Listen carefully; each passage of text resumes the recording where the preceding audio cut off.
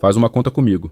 Hoje você estuda 2 horas, fecha o caderno, vive a semana, não revisa. 7 dias depois, quanto sobrou? A ciência mediu, no material mais injusto possível. Resposta: meia hora. Das 2 horas, meia hora de vantagem. Não é meme de StudyGram. Experimento de 1885, reconfirmado 130 anos depois. O problema não é a sua memória, ela tem prazo de validade. Previsível. Até o fim, você vê para onde vai o resto. E o calendário que traz de volta. Você conhece uma Júlia. Caderno impecável, marca-texto em 3 cores, 6 horas de estudo por dia. E conhece um Pedro. 2 horas mal arrumadas, papel rabiscado e a mania esquisita de fechar o caderno e ficar se perguntando as coisas. Mesma prova. O Pedro passa na frente. A explicação que todo mundo aceita. O Pedro é inteligente, a Júlia não leva jeito. E você provavelmente já se colocou na segunda caixa. Falta de disciplina, memória fraca. O culpado, óbvio. Mas repara no que ninguém mediu nessa história. O que aconteceu entre o estudo e a prova. A Júlia sentiu que aprendeu. E sentiu de verdade. A aula fez sentido. O resumo ficou bonito. Estava tudo ali. Só que entendi agora, e vou lembrar semana que vem, são 2 coisas diferentes. Entre uma e outra existe um vazamento. Silencioso, invisível. E aqui está o ponto. Previsível. Seu cérebro não é um HD que grava e pronto. É mais um balde furado. Enche rápido. Esvazia num ritmo que dá para cronometrar. Ninguém te entregou o cronômetro. O problema não é a sua memória. É que ninguém te contou que ela tem prazo de validade previsível. Previsível a ponto de virar um gráfico. Desenhado à mão por um homem só há 140 anos. E ele descreve a sua noite de ontem. Hermann Ebbinghaus, psicólogo alemão, fez a pergunta que a escola nunca fez. Esquecer tem ritmo? Para descobrir, escolheu o material mais injusto possível. Sílabas sem sentido, coisas como Zoff e Bacá, para ninguém alegar que lembrou por associação. Cobaia. Ele mesmo.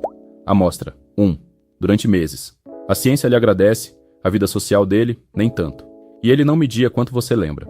Media algo mais esperto, quanto tempo economizava ao reaprender a lista. Se decorar custou 10 minutos e redecorar custa 5, metade do investimento sobreviveu. O nome dessa métrica é economia. E é ela que sobe e desce no gráfico que vem aí. Os números. 20 minutos depois do estudo, a vantagem já tinha caído para pouco mais da metade.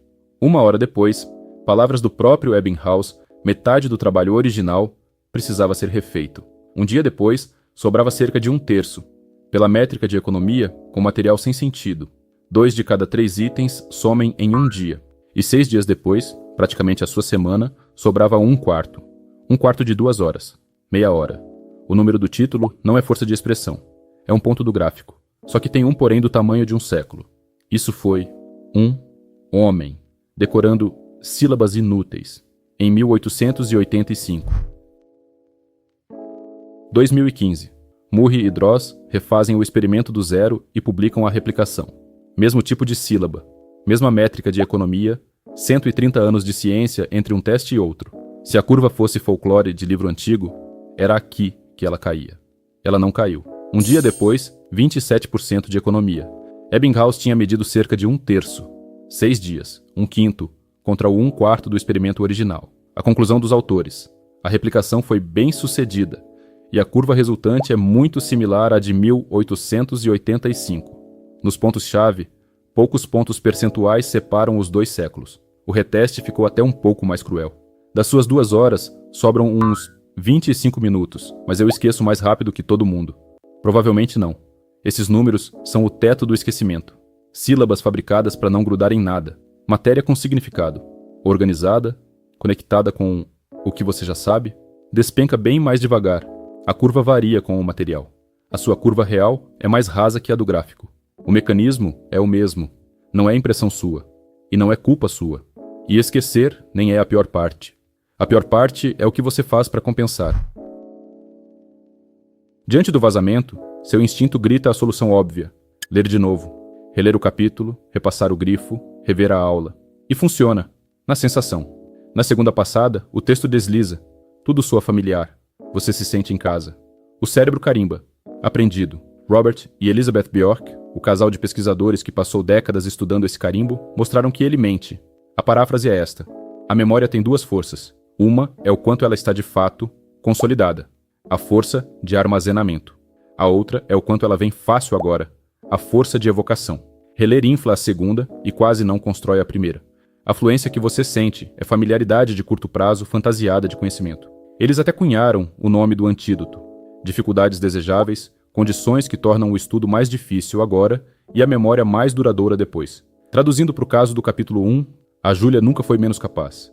Ela usava um método desenhado para parecer eficiente e que, sem querer, foi projetado para evaporar. A pesquisa aplicada assina. Apesar da popularidade, reler tem efeitos inconsistentes no aprendizado do estudante. A técnica número 1 do planeta estudantil tem efeito inconsistente. Então, a sensação mente. O que não mente. 2006. Roediger e Karpik pegam 2 grupos para estudar o mesmo texto. O primeiro relê 4 vezes. O segundo lê uma vez só, e depois se testa 3 vezes. Fecha o texto e tenta trazer tudo de volta, de cabeça. Teste imediato. 5 minutos depois. A releitura vence. 83% contra 71%. Se o experimento parasse aí, o marca-texto da Júlia estaria vingado. Uma semana depois, testaram de novo. O grupo da releitura despencou para 40%. O grupo que se testou segurou 61%. Em gente, de cada 10 ideias do texto, quem releu chega na semana seguinte com 4. Quem se testou, com 6. 21 pontos de diferença. Cerca de 50% a mais de memória.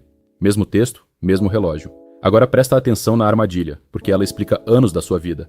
A técnica que vence no mesmo dia é a que perde na semana. O simulado de véspera te entrega uma nota falsa. E você nunca fica sabendo.